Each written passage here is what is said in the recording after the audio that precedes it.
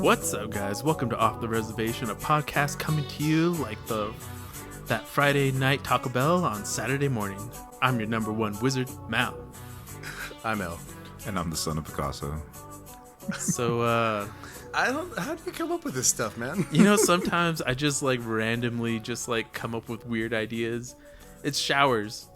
Some of my best ideas come up when I'm in the shower. Nice. That's Yeah. like the. That steam gets rolling, and you get rolling, and all of a sudden, a few minutes later, you're like, "Oh, I got gold." But on today's episode, we want to do a shout out to Yes. Sky, Beth, and Havila. A round of some applause. there for you, yeah. Yeah. Oh, man. Yeah, they've been some faithful listeners. Who else do we got there? You got Heather. applause on that? Yeah. Man, we stepped it up this episode. Coming up. Yeah. So shout out to them. I got to see him today. Today was Easter Sunday. Oh, yeah. So- it was. Hope everybody had a good Easter. Yeah, good Easter. Yeah. Tomorrow, the episode you're going to be listening to Easter week is Episode 16. Yeah, 16. We talked. Well, you listened to it last week. You You what listened we're to. talking You know what about. we're doing. What am I talking about? I don't know. We're like stuck in a time vortex. Hey, speaking of last week's episode, all right, so we had a whole discussion last week about Vanilla Ice, and as I was editing the podcast last week, I was listening to it, and I was like, maybe I should look that up, because I don't. Full disclosure, we don't know what we're talking about half the time, guys. Like, you need to know this. We may sound like we're spouting out facts, but let's be honest, we're not really fact checking a whole lot when it comes to these, random. I'm not an expert. No, I don't know if anyone thinks I'm an expert, but I'm not an expert. Yeah. I'm not an expert in Vanilla Ice lore. No. Oh yeah. So like, I didn't know. I had Go it. I Ninja, had Go it Ninja, like, Go. yeah, go Ninja. That was a legit song. So as I was listening to it and I was editing it, I was like, I need to look into what was the story, because I was like, yeah, he got sued and all of this stuff. I was fairly certain that was the truth, and to an extent, it was. Okay, so he did get sued. Back in the day, and he settled to some undisclosed amount. But what ended up happening was in 2017, he was on another podcast, and they were like, tell us a story about this. And he was like, oh yeah, no. And he goes on this podcast to claim that he now owns the rights to the Queen song. No way. Yeah, that he bought it. He was like, it was just easier if I just bought the rights to it all out. And so now he's claimed that he had the royalty rights, or he has the rights to publishing for it. That's pretty cool. Yeah, so that was what he said. And shortly after that, the representatives for Queen and David Bowie's estate were like, no, that's not really the truth there. That's not correct. So they were like, no, he doesn't have it, but we ended up deciding to share the rights, the publishing rights for the song. So he gets a cut, they get a cut. And it's like, I don't know how it works out, but he still makes money off of Ice Ice Baby. So he has, and Queen and David Bowie also make money off of those. So it's like, it's it's not totally, he did pay a fine because he took it and didn't pay for it initially. Yeah. But I guess they've worked around it now, and now everybody's making money. So every time you listen to Vanilla Ice, he's Ice Ice Baby, he's still getting paid. That's what I said. That's what I said. I was like, yeah, he owes 10 cents every time. So it's like joint custodial Custody. Joint custody. Custodians? Yeah. I think that's right. I don't know. Joint custodial work. Yes, you got to clean up after yourself. Everybody's cleaning. Yeah, no. So I was like, I need to share this because I was way off base, and I'd hate for Vanilla Ice to come out. Yeah, dude, his fan base to get a hold of this and be like, no, he doesn't owe money. He paid his money and he paid his dues, and now he's making like $400K off of that his royalties from that song every year or something like that, something crazy. So I don't know. I mean, like, as much as like I don't feel like that I, can be like that big of a fan of Vanilla Ice. I feel like even though I still know that song, and I'm more of a fan of Queen, and so when I had heard about that when I was younger, I was like, man, who's this guy like trying to steal their song? Like I'd rather listen to Bicycle. I like to ride my bicycle by Queen and everything. And I was like, man, that's messed up. Like, would you, like, you're a musician, like, would you give it all up to like get one hit wonder, like to become a one hit wonder, or would you like and have his like he's not almost a one hit wonder. He wrote Go Ninja Go Ninja Go. Go Ninja Go. In the same sense though, I don't want to call him a joke. He's not a joke, but the fact that we all went you know what I mean? Yeah, he's like, not quite a joke, but he's somewhere in the Yeah. Like, would you take on that reputation to like be successful? I don't think I would. I think I have too much pride. Yeah. I'd be like, nah, I'm not gonna be that quote unquote loser. You know what I mean? Like, not that he is. He's made more money than I'm ever gonna make, probably. Yeah. And he's doing just fine now. But like, I don't know. I guess I wouldn't. Would you? No, I mean, here's the thing that kind of got me is like everything is made off of someone else's idea. Like making a bag like I do, it's because I saw somebody else's bag and I was like, ooh, that's a cool bag. If I make that, I could make it again. I mean, like the mask that I make, the mask, it's based off an Oni mask, and at some point there was a person in Japan who was like, I'm gonna make this mask, it looks like a demon, and I'm like, okay, I'm gonna copy it but change it a little bit, I'm gonna add a little ding to the end of it, and I made it my own. But at the same time, like that's and see, this is my undiagnosed ADHD, maybe I don't know, I'm not a doctor, but like my brain goes, everything's made off of something, so how can you have anything original if nothing's been how can you have an original thought if everything's already been thought before? And therefore, is everyone having the same thought I'm having at the same time? And then does that make us twins? And then what is the world? Is it just like massive connections between people's brains all having the same thought? I'm sorry. There is something to be said though about like collective thoughts. Collective thought. Yeah. Like you hear about like two people driving down the road and like they both have like, oh hey, I was getting hungry too. You know what I mean? Yeah. So I don't know, that's kind of a smaller Is it possible that like can I okay, so now that I have a son, I've always been interested in the idea of like being able to push your thoughts into other people's heads. And like you have twins. And so like in the past, like when they were growing up, like we'd all be together for Thanksgiving or something, and one of them would look out the window and be like, ooh, something cool, and then all of a sudden the other one, not in the same room, would take off running and go to the window too, and with the same kind of excitement. And I'm like, you guys are like connected in some way. Is like, it do you remember when like one of them would be walking and like trip and fall, and then the other one would just fall down for no reason? Yeah. And it was like, whoa, there's like that's interesting tether between you two. It's crazy. And I mean, like that on the same like wavelength. Like, is there somebody, like, how many people out there can all have the same thought that I have? See, I think that is true. Like people do, because I'll have a thought for like a picture, right? Or an idea for a picture. And I notice that if I don't draw it within or paint it within like 2 weeks, I'll see it come up on the gram. Somebody else did it, right? And so I'm like, did that thought come out of the ether to like multiple people, and like everybody had their chance to grab at it, and it's just a select few that do? I don't know. It's kind of interesting, right? Like when you say that, it's like things, it's like time is like cyclical in that sense. You know what I mean? Like stuff comes back around. Like the fashion from like the 60s came around like 10 years ago, and it was like, oh, that's pretty hip now, it keeps coming back, you know what I mean? And so it's like, I have a question. Where did you ever hear the word cyclical? Because that's the first time I've ever heard that. You've never heard of the term cyclical? No, I want to use it now in everyday language. Oh. Cyclical. Sorry, I totally Yeah, derailed yeah. what you were saying, but at the same time, I was like, what? I'm pretty sure it's actually I took it from somewhere else.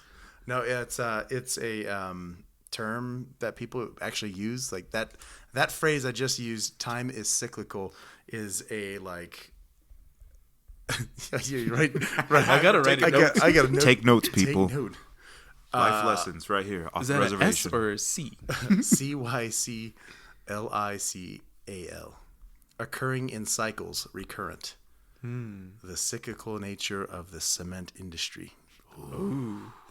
Sorry. Check that sentence out. No, but like, yeah, I mean, people have used that term to like describe time in the sense that like history is cyclical, right? Kingdoms get built up, then they fall down, and then it goes into the low part, and then suddenly they start building themselves back up again. So it's just like stuff just repeats is what it's like kind of getting at. And so it's like, it's interesting that like you say that because it's like, it's almost like who's going to get to a previous thought before and make it big again.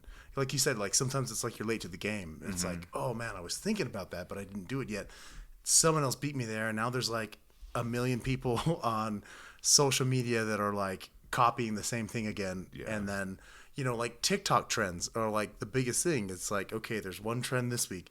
And then like next month, someone's going to come up with something different, Yeah.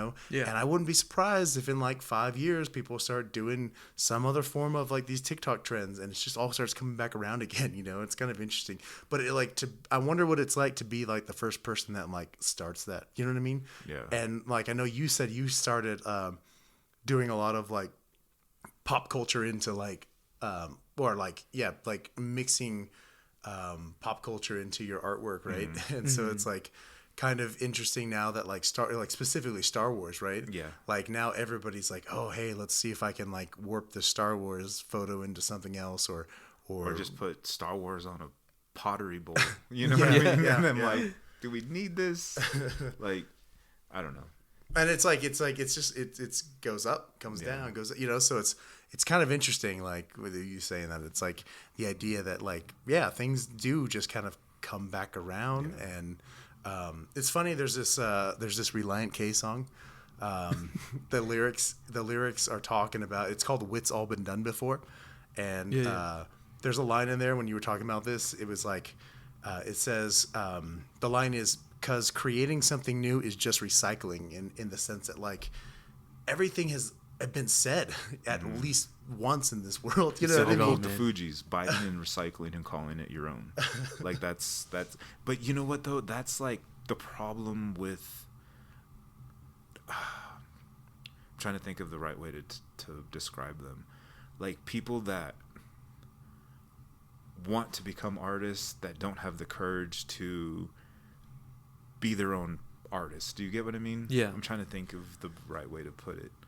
But I mean, everybody gets into it because they're like, oh, that's a cool picture. I want to draw something like that. Right. But it's the next step past that makes you a true artisan. Do you know what I mean? Like everybody can paint, anybody can draw, but it's the artist that takes that idea and makes it his own. Like we were talking about Dad's style.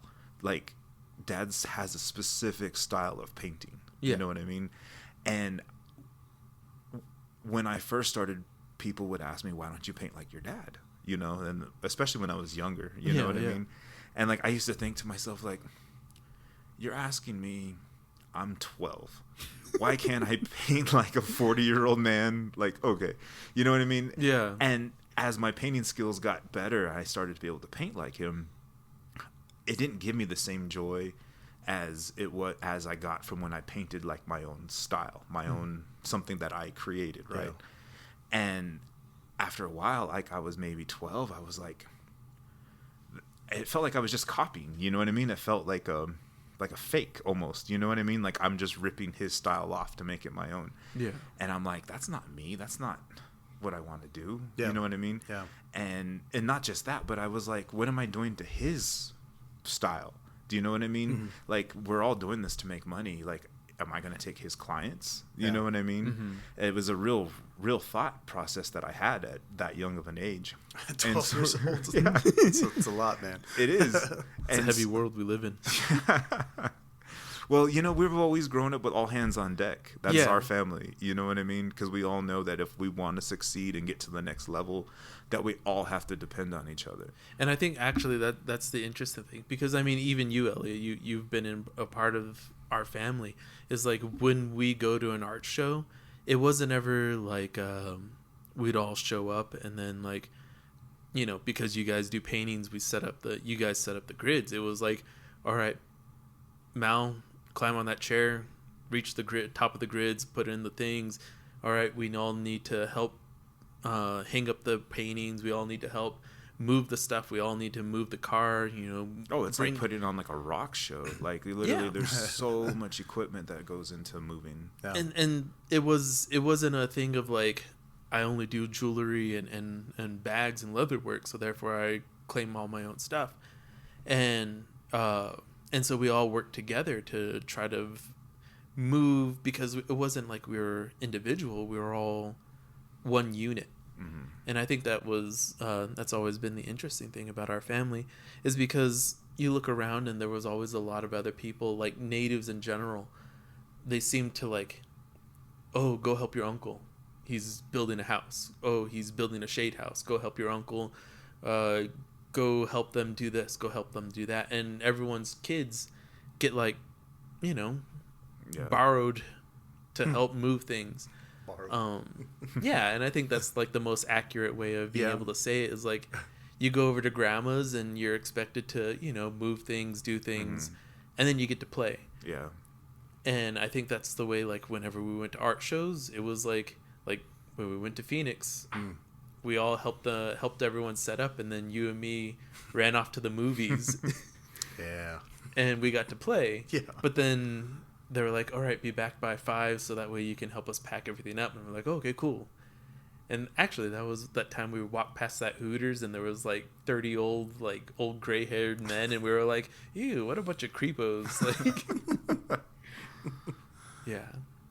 But I think that's the special thing about the family and But, being cyclical. I think that's like how I've always viewed like his style and my style is like Just throwing that in there, huh? Cyclical. That's funny. No, Can you use it in I a think. sentence? Huh? Can you use it in a sentence? Yeah, the cyclical nature of the cement industry. Is it Latin? Sorry. I'm sorry, I keep derailing you. I'm just blown away by this word. You've never heard of this word? No, I feel like sorry. We This won't make it episode's big. going to have to be We called won't. Cyclical. Yeah, cyclical. Cyclical tendencies. No, but I get what you mean though by like taking this all the way back to how Let's get cyclical with it. Yeah, to how we got to this point. I agree with you. I think anybody can, like you said, anybody can paint. Anybody, like, you can pick up a paint by numbers and you can follow a procedure and you can like make a beautiful painting that someone already laid out. Yeah. You know what I mean? Like it's Like like Bob you can do Ross. that. Yeah, exactly. Like, then there's nothing wrong with that. But like you said, like it does take an extra step to become more than just more than just a painter. You become an artist, is to take those ideas and jump and take that leap. Yeah. And be bold with it, It's hard because it even though I'm a young artist, I'm still old in nature with what I know, what I've learned in this business from starting it so young. And it's hard to see good artists have no voice with their work. Like their work is technical beyond technical, but yet they don't have a vision or a clear voice of what they want to say with their work.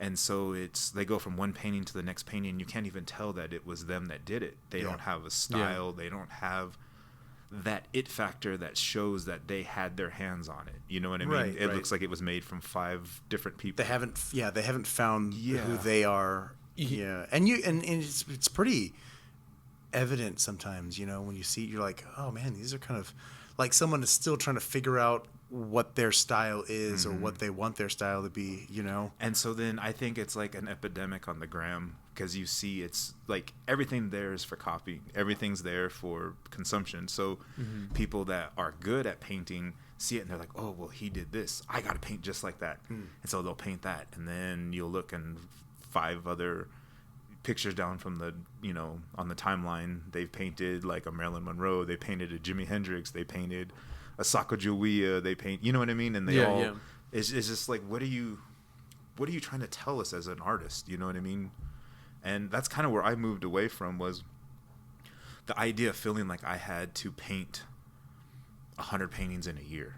Do you know what I mean? Because I'm a professional artist. I paint for a living. Like, that's how I move work. And I was like, do I really want to be one of those artists that go from show to show to show to show to show to show, sell and painting 500 paintings in a year? Yeah. I was like, if I'm in this for another 20 years and I paint 500 paintings a year, what is that going to do to the people that invested in my early artwork? You know, what is like that? An oversaturation. Exactly. Of who you are.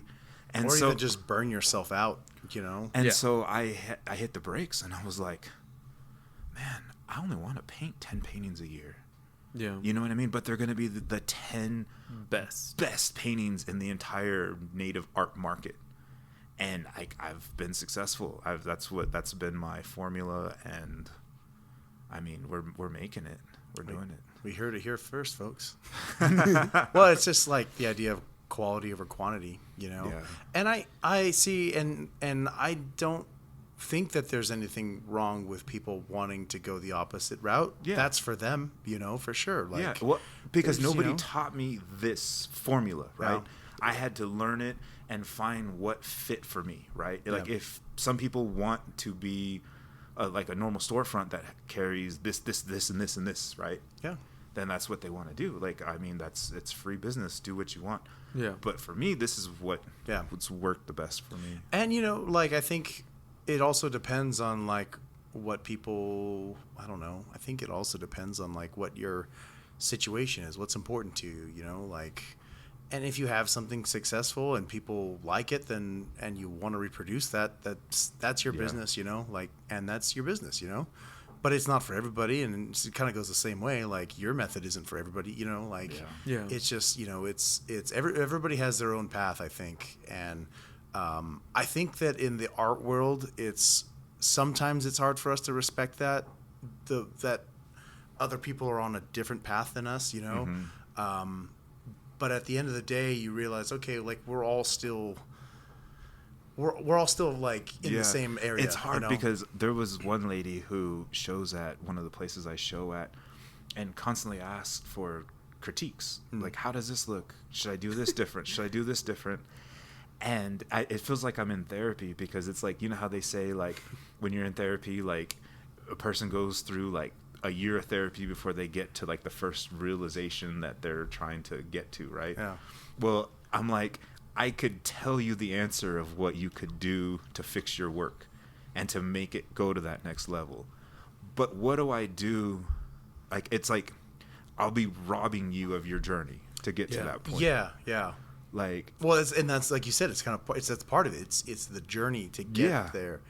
And it's almost like that's what people also invest when they purchase, you know, pieces from people. It's like the story of like, oh wow, like, how did you get to this point? This is something different, or this is unique, or this is you, like, this is you, the artist. You know what I mean? See, what was crazy was, I remember, like, I would be real talkative at shows and people would ask, how did you get to this point? How did you do this? And I would tell them every step of my painting, how I did it. And then I'd come around to the next show and that guy would be showing a painting just like mine and literally follow step by step by step. And I really had to, like, pull back on how much I shared with people. Yeah. You know? Yeah. And, like, I would always give this analogy of, like, you know, when you go to a really fancy restaurant, you don't ask the chef what ingredients he put in the chocolate cake.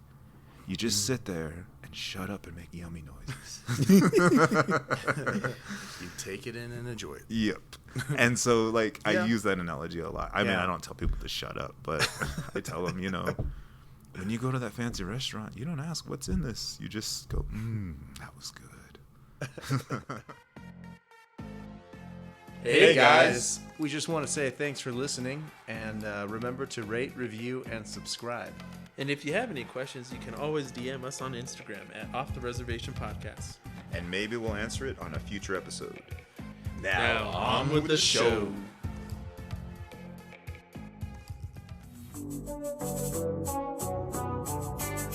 I think for people who aren't artists, though, there for sure is like a mystery to the process, in that sense of like, wow, how did they do this, And you kind of want to know, but I get what you mean. But it's like there's some people that are like, oh, I want to recreate this now. And you're like, oh, I could I could make this into a sticker. See, and that's what's amazing about Dad is like, Dad is so open with how he does his style, right? Yeah. But at the same time, it's like surgical. So if you wanted to, you could sit there and try to do it. You're not going to be able to do it. Yeah, You know what was the most frustrating thing? The frustrating thing is like, because I went to my dad and our dad, and I was like, hey, I'm trying to do this. And he was like, oh yeah, sure. Let's go ahead and, let me go ahead and show you.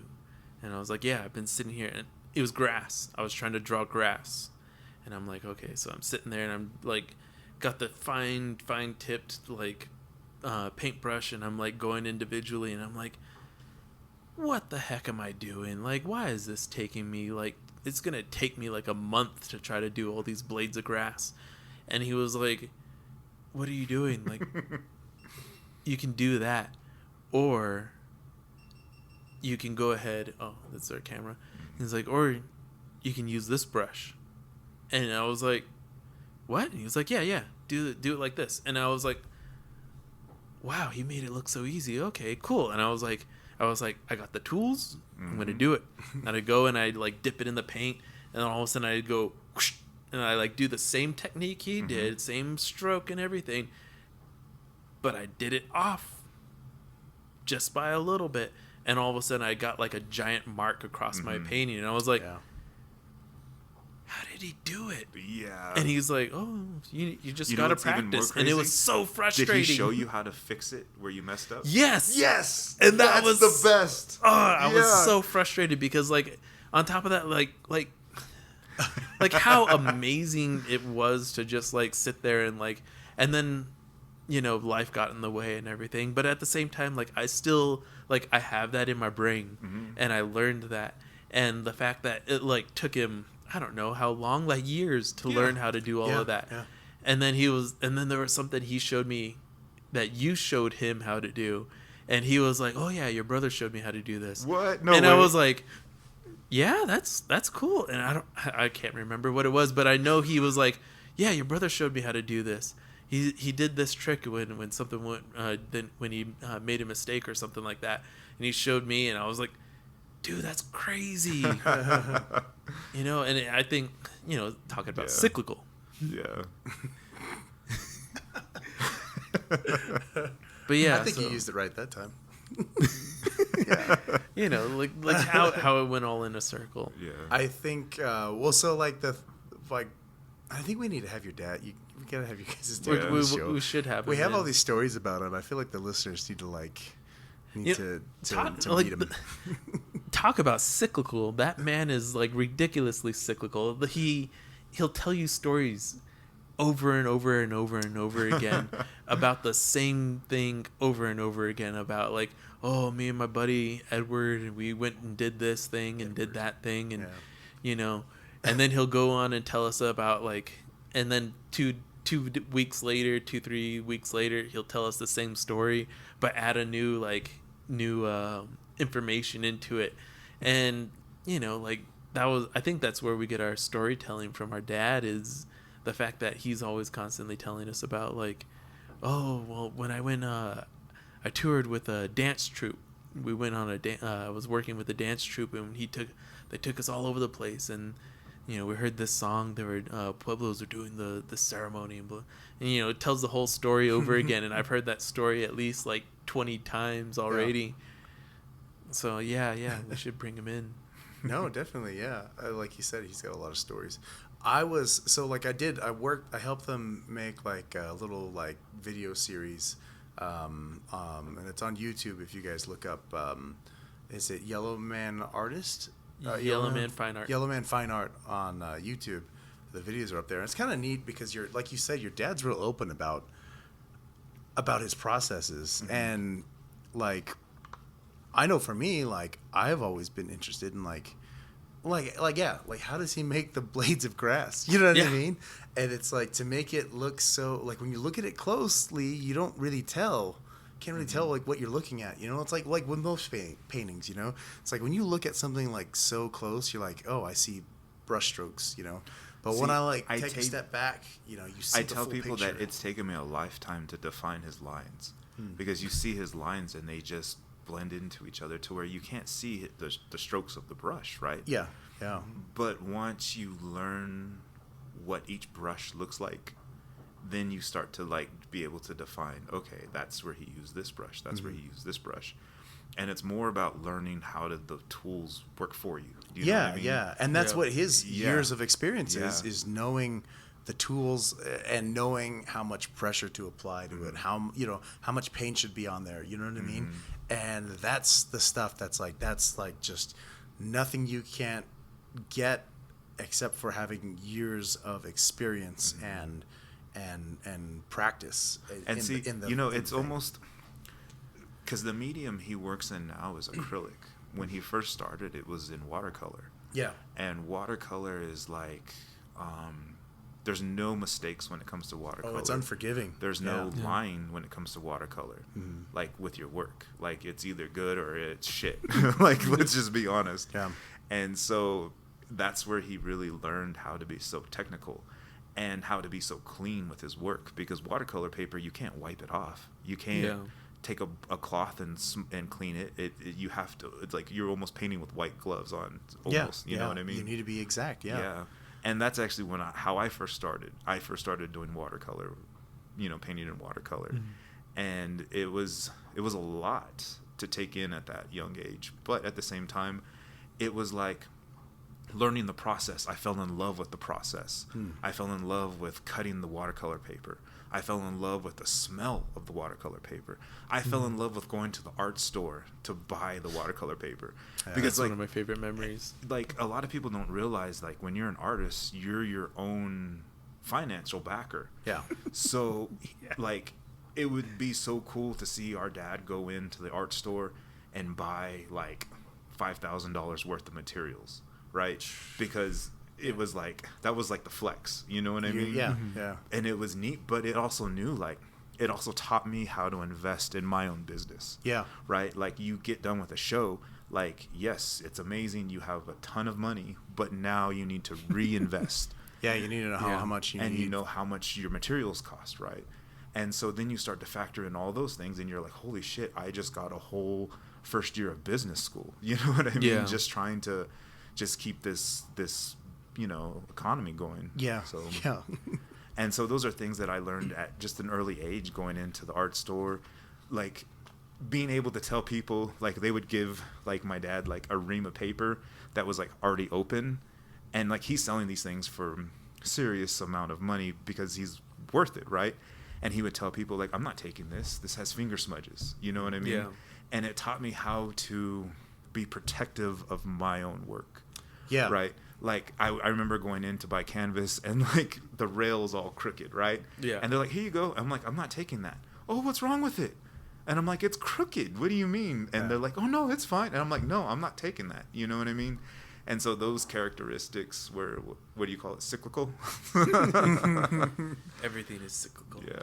Well, it's like, it's being your own advocate. Yeah. You know what I mean? When it comes to that. And that's hard. And being okay to tell people no. Yeah. No. Yeah. And, that's something I've always had trouble is like we said, like, being my own advocate at times. Yeah. And being able to say no to something where I'm like, I can't do that, or I can't help you do this, or I'm busy, and not feeling bad about it because Yeah. I've got my own life sometimes, Yeah. It's and like I've we were got, talking about before, and it's like, no, you got to come to me. yeah. It's like, I can't be the only one making time. That's my problem, is that Yeah. I've always accommodated people so much Yeah. where it's almost like they're not intentionally trying to take advantage of you, but you're allowing it Allowing to, like, people to do it. so it's like, I remember at a certain point, like, I told my wife, I was like, hey, like, I'm really sorry that, like, I speak for us a lot, and that, like, I volunteer us to do this and this, and it just, like, it feels like we don't ever have time for our own thing, and so that was kind of a changer. And it's hard because as you grow up the way we grew up, it's like, Yeah. it almost like is made out to be selfish, and it for sure can be at times, if, like, you're like, I just really don't want to help you people, like, Yeah. like, I only want to care about myself. But, like, to an extent where, like, I'm bending over backwards to do things for people, it's like, well, like, I need to know when to say no, and it's Yeah. okay to say no. Like, it's okay to not have to go, like, help somebody move. You're like, I didn't want that know? cheese on my sandwich, I Starbucks. didn't. I didn't want it.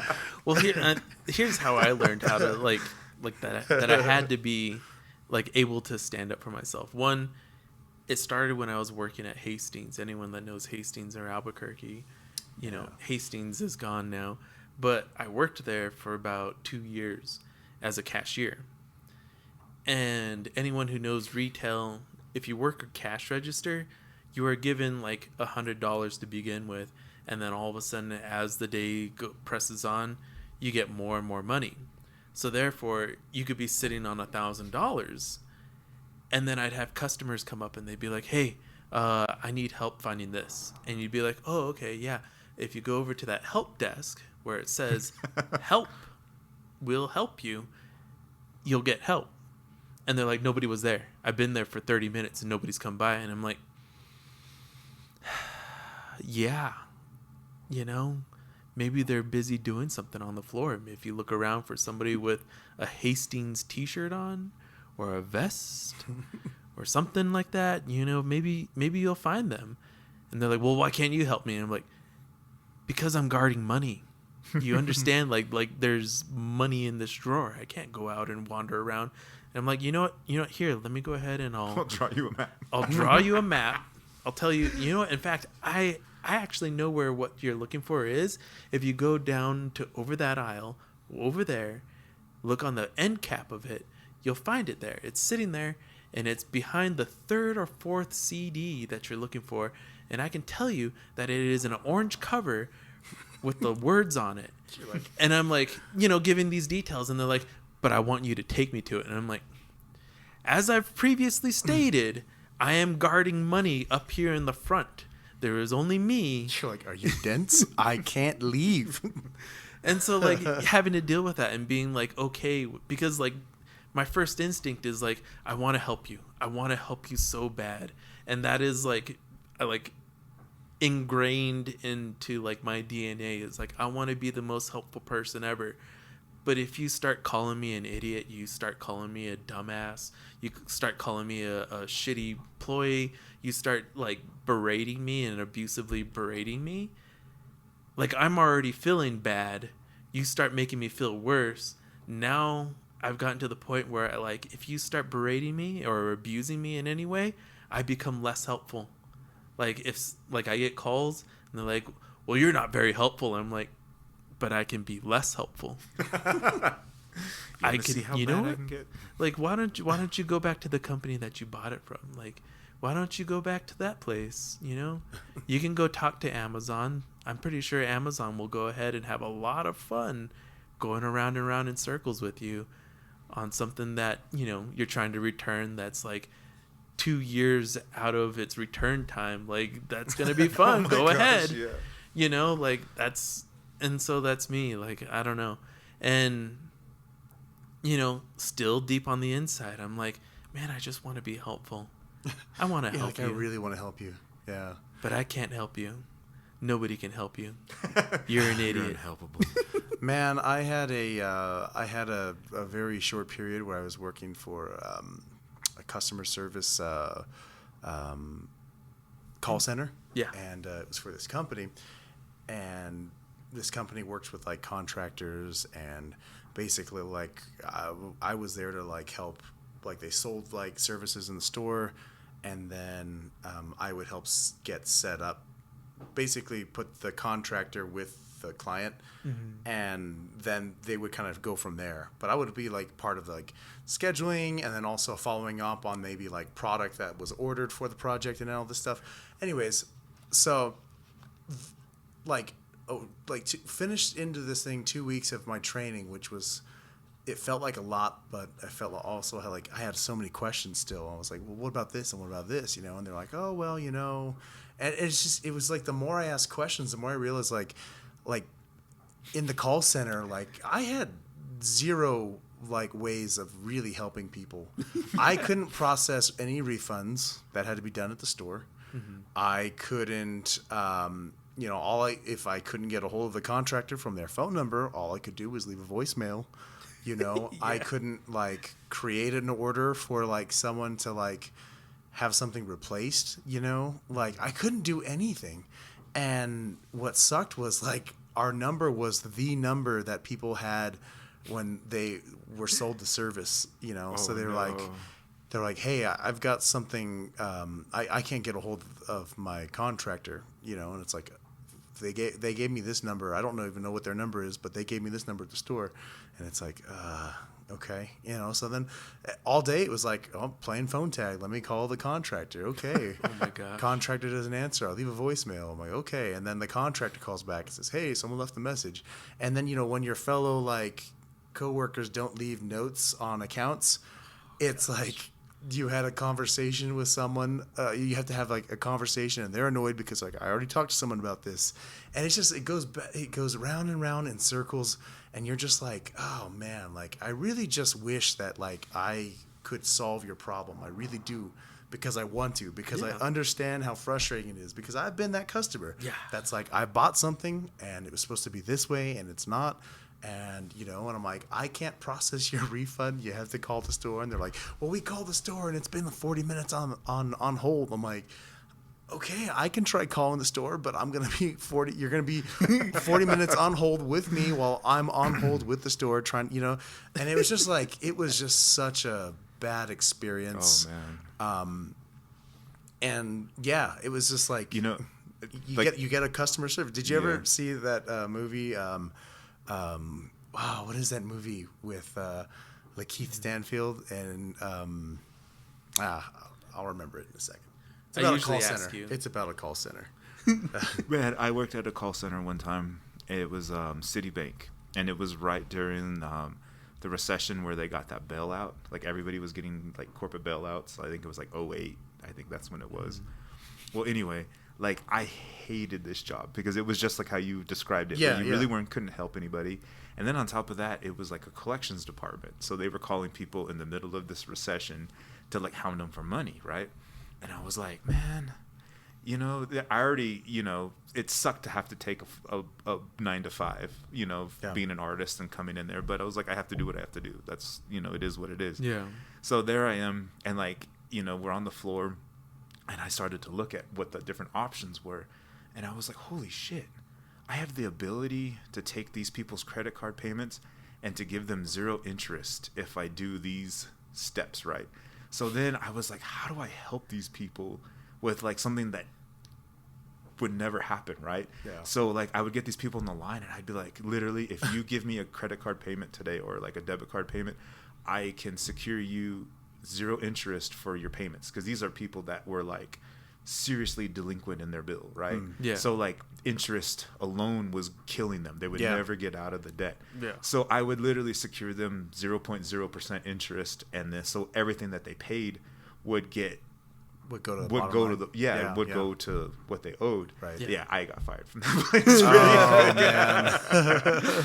They were like, we can't do this, and like I was just like, no, like I don't. I obviously you were didn't like the wanna be Robin there. Hood, dude. Yeah, Like- like I mean, I remember calling and like there'd be old ladies I'd be talking to, like grandmas, and they're like, it's a recession, blah blah blah, and I'm like, if you could make just the $25 payment with me today, I'll set it up so you like that $25 goes directly to your bill. You're not paying interest.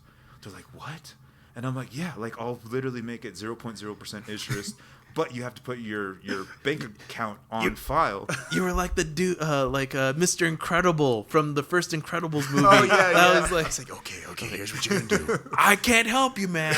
But if you go over to so-and-so and you take him, fill out an I-95 form, and you take it, I'm So, really yeah, it's sorry, so funny. ma'am. And then the lady's face is like, what? And he's like, I can't tell you this information. And then he gives her a pad and pen, and she's like, oh. But it would be crazy because you could see some of these people had like multiple credit cards that were like $50,000-$60,000 each in debt, and I'm like, oh my god, like how do you go to sleep at night and not? Have nightmares. Have nightmares. Yeah. So I was just like, nah, man, not on my watch. Like this isn't cool. Like Let's we do just something about taxpayers just bailed out everybody. No. Not us. You know what I mean? And so I was given 0.0%. They were like, so we can't keep you here. No. This ain't working. And see, like, okay, so like I feel like this whole like idea of like credit and how everyone's like our country is like falling under credit. And like I was looking at like remembering some history classes that I took like in high school or middle like college or something, and they were talking about how like every empire has like had a timeline, and every empire has like 60 years or something like that of existing. And so like the Ottoman Empire had like a certain amount, and then it 60 years, and then it fell apart. And like the Roman Empire had 60 years, and then it fell apart. I might be completely wrong about the 60 years, but it's like something like that. And my teacher was like, hey, did you guys know that we're like on like near the end of our like that timeline? Mm-hmm. Like we're nearing the end. And I was like, that's ridiculous. And then he was like, look at like we're in a war, and back in the time like it was like we were in Iraq and everything. It was like we're fighting amongst each other. Everyone is having a hard time affording things, blah blah blah blah blah. And he's like, time cycles, like everything's a cycle, everything's cyclical. And I'm like, wow. And so like, yeah, that's where I'm at. I'm like, cyclical. But yeah, so like, yeah, everything's cyclical. And it made me think of like how now like everything is like harder to buy, like gas has gone up. You know? But the problem with that is because of inflation. We got off the gold standard, and so now money isn't worth anything practically. So that's why we're paying $6 a gallon. Yeah, because I'm saying the U.S. has had its time. Oh man. Well, I don't want to get into doom and gloom, guys. I think maybe we already did our doomsday. Yeah, we already did the doomsday. We'll probably do another one. I think. See, I had the exact opposite outlook, and like this is like a good outlook to have. Is everything's getting shaken up right now, right?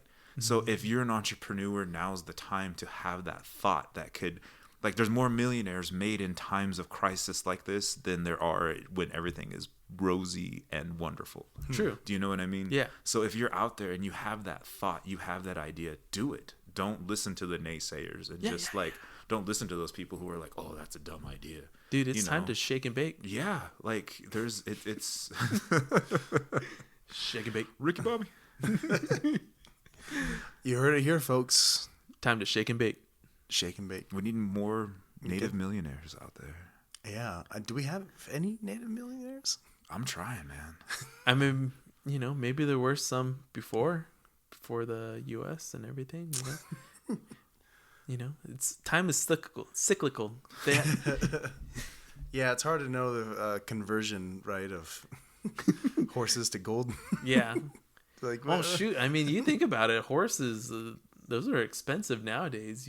You're native and you got a lot of horses, and you're shaking and baking. Oh, man. All right, guys. Well, this was fun. Yeah. Thanks for joining us on this episode, our cyclical episode. And I don't know. Remember to rate, review, and subscribe, and as usual, cyclically.